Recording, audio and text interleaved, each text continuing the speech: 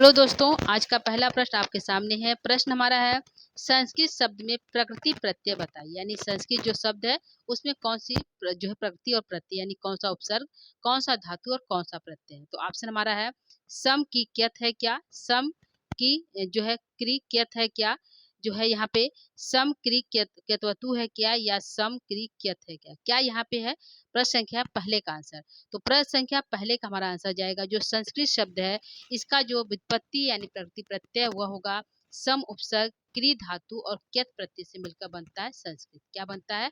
सम उपसर्ग क्री धातु और क्यत प्रत्यय से मिलकर हमारा बनता है संस्कृत। तो हमारा पहले प्रश्न का यहाँ पे बी वाला आंसर सही होता है दोस्तों। इसी प्रश्न के साथ मैं माला मैम आप सभी का हार्दिक स्वागत और अभिनंदन करती हूँ आपके अपने यूट्यूब चैनल यमएस क्लासेस 1 में।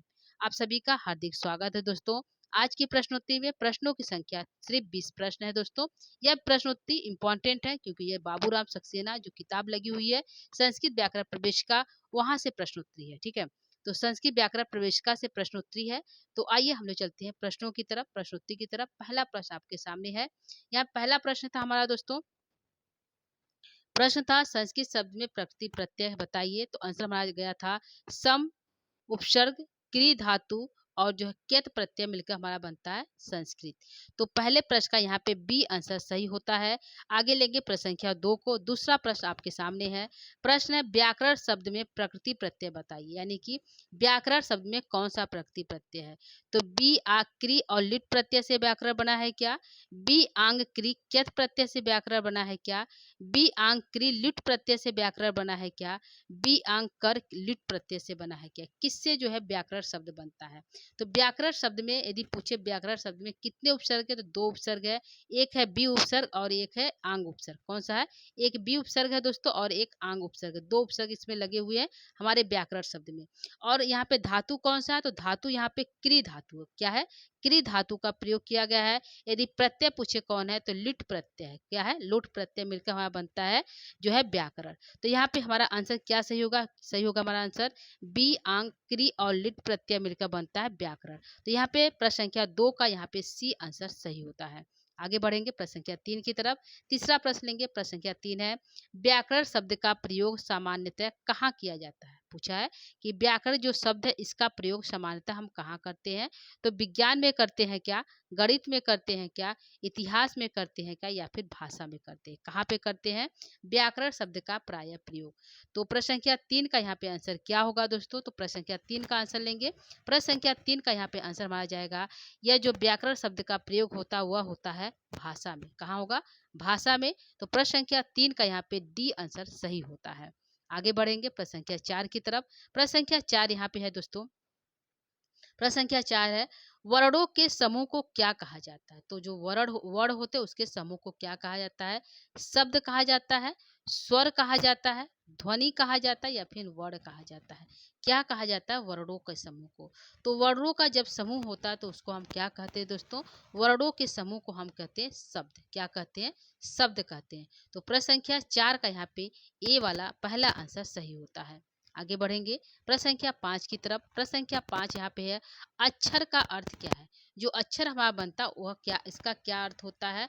अक्षर नासी होता है क्या, अविनाशी होता है क्या, अस्थाई होता है क्या, फिर या उपयुक्त सभी होता है। क्या होता है अक्षर। तो प्रश्न संख्या 5 का यहाँ पे क्या सही होगा दोस्तों। तो जो हमारा अक्षर होता है वह क्या होता है, अविनाशी होता है। क्या होता है? उसका नाश नहीं होता है। तो प्रश्न संख्या 5 का यहाँ पे बी आंसर सही होता है, अविनाशी होता है। ठीक है, आगे बढ़ेंगे प्रश्न संख्या 6 की तरफ। प्रश्न संख्या 6 यहाँ पे है, महाभाष्य के रचनाकार कौन है। ठीक है, प्रश्न संख्या 6 कहता है कि जो महाभाष्य है उसके रचनाकार कौन है। तो वररुचि है क्या, पाणिनि है क्या, पतंजलि है क्या, या फिर कालिदास है। कौन है? प्रश्न संख्या 6 का आंसर क्या होगा दोस्तों। तो आंसर लेंगे प्रश्न संख्या 6 का।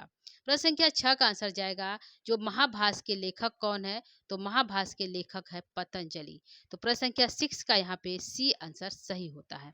आगे बढ़ेंगे प्रश्न संख्या 7 की तरफ।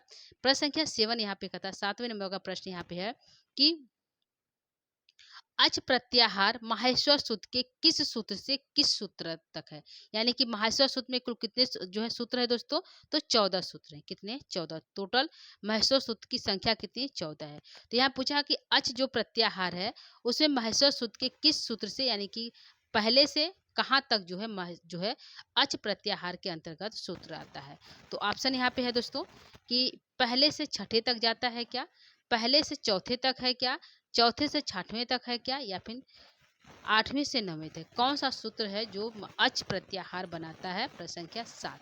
तो प्रश्न संख्या 7 में हमारा आंसर लेंगे। प्रश्न संख्या 7 का आंसर यहाँ पे जाएगा कि यह जो है अयूर से लेकर औच तक जो हमारा जो है अच प्रत्याहार आता है।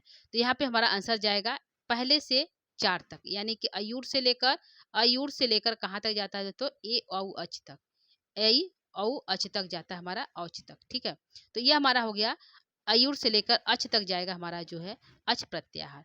तो प्रश्न संख्या हमारा यहाँ पे 7 नंबर का जो है बी आंसर सही होता है। ठीक है, आगे बढ़ेंगे प्रश्न संख्या 8 की तरफ। प्रश्न संख्या 8 कहता है प्रत्याहार सूत्र में अंतःस्थ वर्णों की गणना किस सूत्र संख्या में की गई है? किस सूत्र संख्या से किस सूत्र संख्या तक की गई है? यानी कि प्रत्याहार जो सूत्र है वह अंतःस्थ वर्ण है, ये सभी पता है, लेकिन इसकी गणना जो है माहेश्वर सूत्र में कहाँ से कहाँ तक की गई है? तो ऑप्शन है प्रश्न जो है सूत्र 5 से 6 तक हुआ है क्या, 2 से 4 तक गया है क्या, या फिर सूत्र 6 से 7 है, 4 से 6 है, या फिर 8 से 9 है। तो आयुज के बाद हैवरट लड़ तक जाएगा। तो हैवरट में है व रट और लड़, यहाँ पे हमारा जो है यहाँ पे होगा। तो यह जो हमारा होगा 5वां या 6वां है नंबर का है। तो हाइब्रिड का है छोड़ देंगे, य व र ट छोड़ेंगे और यहाँ पे ल। तो अंतःस्थ य व र ल 4 वर्ड होते हैं। तो हमारा आंसर जो जाएगा, आंसर हमारा यहाँ पे होगा कि प्रत्याहार सूत्र में अंतःस्थ वर्ड जो है सूत्र संख्या 5 और 6 तक जाते हैं। ठीक है, तो प्रश्न संख्या 8 का यहाँ पे जो है पहला आंसर सही है। आगे बढ़ेंगे प्रश्न संख्या 9 की तरफ। प्रश्न संख्या 9 कहता है कि अनुनासिक वर्णों की संख्या कितनी है? तो अनुनासिक वर्णों की कितनी संख्या है दोस्तों? 6 है क्या, 4 7 है क्या, 5 है क्या, या फिर 8 है? कौन सा अनुनासिक वर्ण होता है? तो प्रत्येक वर्गों का जो 5वां अक्षर होता है वही अनुनासिक है, यानी कि इमंगड़नम क्या है? इमंगड़नम जो है, मंगड़नम जो है ये हमारा अनुनासिक वर्ण है। ठीक है, क्या है? इमंगड़नम, यह हमारा अनुनासिक वर्ण है।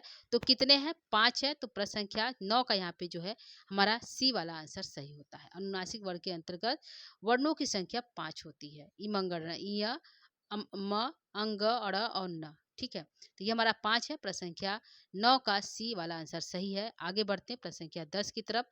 प्रश्न संख्या 10 यहाँ पे कहता है दोस्तों कि माहेश्वर सूत्र में व्यंजय की गणना कितने सूत्रों तक है? ठीक है, अब कह रहा है कि जो माहेश्वर सूत्र है उसमें कुल 14 सूत्र है। कितने हैं दोस्तों? माहेश्वर सूत्रों की संख्या कितनी है? 14 है। तो पूछा है कि माहेश्वर सूत्र में जो व्यंजन की गणना की जाती है कितने सूत्रों तक है? यहाँ पे क्या आंसर सही होगा? प्रश्न संख्या 10 का। तो प्रश्न संख्या 10 का यहाँ पे आंसर लेंगे। व्यंजन की गणना की जाती है सूत्र संख्या 10 से और 14 तक।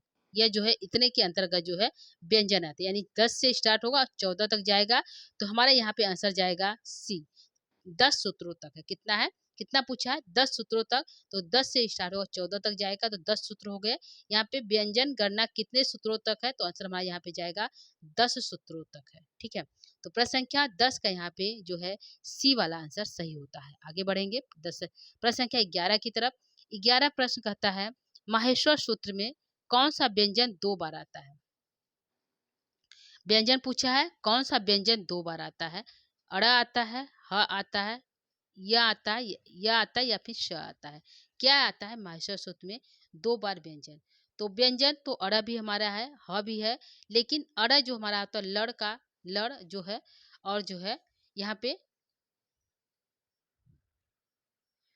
हल। तो यहाँ पे प्रश्न क्या पूछा है? 2 बार व्यंजन किसका है? तो प्रश्न क्या यहाँ पे जाएंगे दोस्तों, व्यंजन 2 बार कहाँ है? तो यहाँ पे हमारा आंसर जाएगा ह। ह वाला हमारा हैबरट का ह, और जो है हल का हल 2 बार हुआ। हैबरट का ह और हल का ह 2 बार होता है। तो हमारा यहाँ पे आंसर जो जाएगा कि व्यंजन 2 बार आया है, तो व्यंजन 2 बार हमारा ह आया है।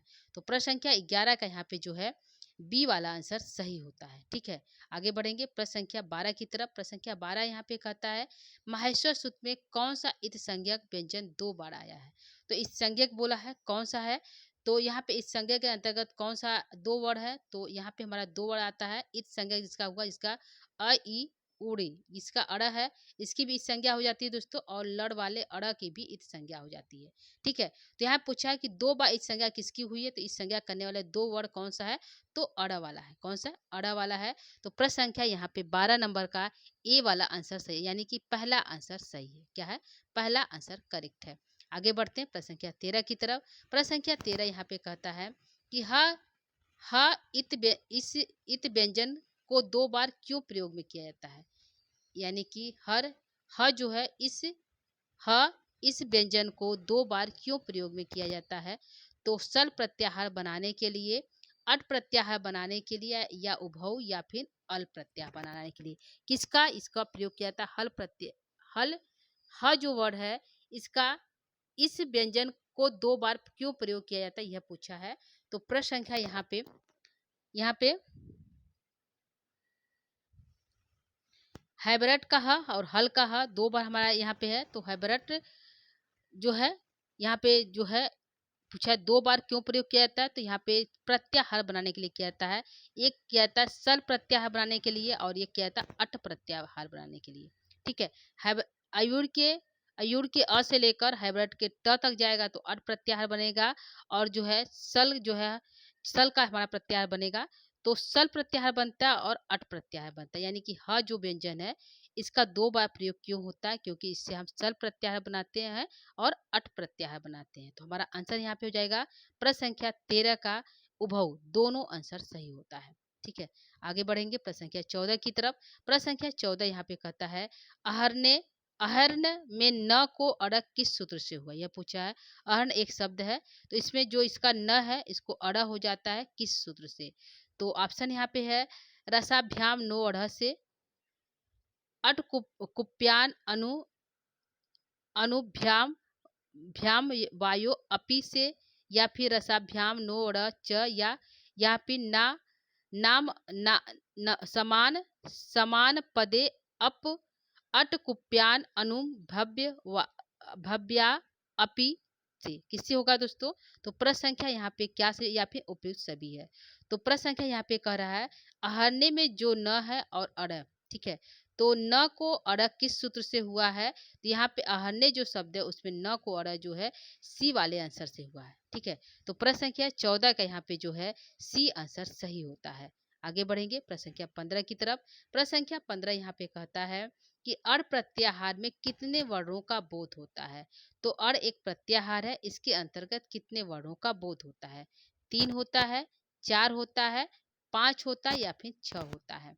अड़ एक प्रत्याहार है, तो अड़ प्रत्याहार के अंतर्गत जो है 2 बार अड़ बनता है, एक हाइब्रिड के अड़ तक जाएगा, अयुर से हाइब्रिड के अड़ तक जाएगा तो अड़ बनेगा, और एक हमारा जो है अ से अड़ तक जाएगा, अयुर में ही अ ई उ अड़ यहाँ तक जाएगा तो भी हमारा अड़ बनेगा। ठीक है, तो यहाँ पे कितने वर्ड आए हैं, तो इसी अड़ का बात हो रहा है यहाँ पे दोस्तों। तो यहाँ पे 1 2 3 कितने वर्ड है, 3 वर्डों की संख्या है, यानी अड़ प्रत्याहार में कितने वर्डों का बोध होता है, तो 3 वर्डों का बोध होता है। प्रश्न संख्या 15 का यहाँ पे बी आंसर सही है। क्या है, बी आंसर करेक्ट है। आगे बढ़ते हैं प्रश्न संख्या 16 की तरफ। प्रश्न संख्या 16 यहाँ पे है, यह कह रहा है दोस्तों य व र ल को इसके अतिरिक्त अन्य किस नाम से जाना जाता है, यानी कि य व र लो को हम जो य व र ल जानते हैं, इसके अतिरिक्त अन्य इसको किस नाम से जानते हैं, यह पूछा है। तो व्यंजन के नाम से जानते हैं क्या, ये तो यह व्यंजन भी है। अर्ध स्वर के नाम से जानते हैं क्या, अंतःस्थ के नाम से जानते हैं क्या, या फिर उपयुक्त सभी को। तो यह व र ल जो वह इसके अतिरिक्त और हम इसको किस नाम से जानते हैं, तो इसको व्यंजन भी कहते हैं, अर्ध स्वर भी करते हैं, और अंतःस्थ भी कहते हैं। तो हमारा जो आंसर जाएगा वह जाएगा उपयुक्त सभी। प्रश्न संख्या 16 का दोस्तों यहाँ पे डी आंसर सही होता है। आगे बढ़ेंगे प्रश्न संख्या 17 की तरफ। प्रश्न संख्या 17 यहाँ पे कहता है स्वर और व्यंजन दोनों का बोध कराने वाला कौन सा प्रत्यय है, यानी कौन सा ऐसा प्रत्यय है जो स्वरों का भी बोध कराता है और व्यंजन का भी बोध कराता है। तो एक हमारा होता है अच प्रत्याहार, यह किसका बोध कराता है दोस्तों, यह स्वरों का बोध कराता है। किसका कराता है, स्वरों का। हल प्रत्याहार, तो यह किसका बोध कराता है, यह व्यंजन का बोध कराता है। यह दोनों अलग अलग है, लेकिन यह पूछ रहा है कि जिसमें स्वर और व्यंजन दोनों का बोध कराए वह प्रत्याहार कर कौन है। तो सल प्रत्याहार है क्या, अट प्रत्याहार है क्या, अल है क्या, या अच है, कौन सा यहाँ पे प्रत्याहार है, तो अयुर के अ से हल तक जो कौन जाएगा, तो हल तक हमारा जाएगा यहाँ पे अल प्रत्याहार। कौन सा? अल प्रत्याहार जाएगा। तो प्रश्न संख्या जिसमें स्वर और व्यंजन दोनों है वह प्रत्याहार है, अल प्रत्याहार। ठीक है, तो प्रश्न संख्या 17 का यहाँ पे जो है सी वाला आंसर सही होता है। आगे बढ़ेंगे प्रश्न संख्या 18 की तरफ। प्रश्न संख्या 18 कहता है प्रत्याहार बनाने वाला सूत्र कौन सा है? तो कौन सा ऐसा सूत्र है जो प्रत्याहार बनाता है? तो आदि रयंते संहिता है क्या, या फिर अक सवर्णे दीर्घ है क्या, या हलो अंतरा संयोग है क्या, या फिर सत सऊ है क्या? यहाँ पे है जो प्रत्याहार बनाता है। तो प्रश्न संख्या यहाँ पे 18 क्या सही होगा? तो प्रश्न संख्या 18 के यहाँ पे जाएगा आदि रयंते संहिता। तो प्रश्न संख्या 18 का यहाँ पे ए आंसर सही होता है। यह प्रत्याहार बना करने वाला सूत्र है। तो प्रश्न संख्या 18 का यहाँ पे ए आंसर सही है। आगे बढ़ते हैं प्रश्न संख्या 19 की तरफ। प्रश्न संख्या 19 कहता है डॉक्टर बाबूराम सक्सेना के अनुसार प्रत्याहारों की संख्या कितनी? यह पूछा कितनी संख्या प्रत्याहारों की? तो 42 है क्या, 43 है क्या, 44 है क्या, या 45 है?